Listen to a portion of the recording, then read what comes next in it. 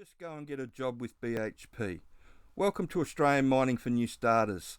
And that's a phrase that I see a lot and hear a lot around the place at the moment. A lot of people advise you to just go and get a job with BHP.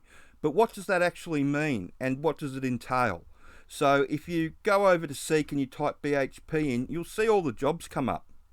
And there's jobs all around the country, so you could be forgiven for thinking that this one big company has got lots of stuff going on and it must have a huge HR department. But the reality of the situation is quite different. Now, if you go over to BHP's main website and you put in their Australian assets, it comes up with four main areas. And these four areas, or four assets as they like to call them, are in effect run as separate companies.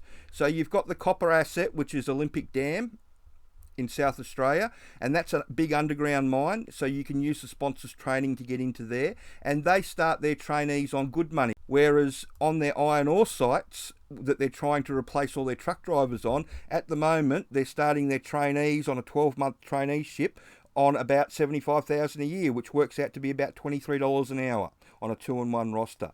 That's the other thing that's going on as well. If you do iron ore, you'll be doing a 2-in-1 roster. If you're doing Olympic Dam, you'll be doing a week on, week off roster. What's the difference? There's an oversupply of people for iron ore and they're going driverless, so they don't need truck drivers. Olympic Dam, they need people. Now, their coal assets are the same sort of thing as the iron ore assets. It's in Queensland and New South Wales. They're on record as saying that they've got a couple of coal mines in New South Wales that if they can't find a buyer for, they're going to close down. And they're also on record as saying that they want to turn their big BMA sites in Queensland into driverless sites like the iron ore division. And then lastly, you've got your Nickel West, which is located in Western Australia, which is a large open pit mine as well as a number of large underground mines. And again, if you get on with Nickel West, you're probably going to be doing week on, week off, making really good money. Whereas if you get on with BMA as a traineeship, again, I'm led to believe they're going down the same path of that $75,000 to $80,000 a year for a 2-in-1 job. So that's the main difference. They're basically four separate companies, two of which are trying to transition their truck driving workforce into driverless. The other two are trying to recruit like mad because they need people.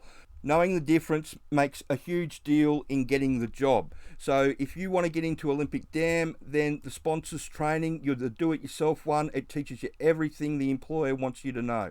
So about how the mine works and what you're expected to do as a truck driver, a nipper, or a member of service crew. The same can be said for Nickel West.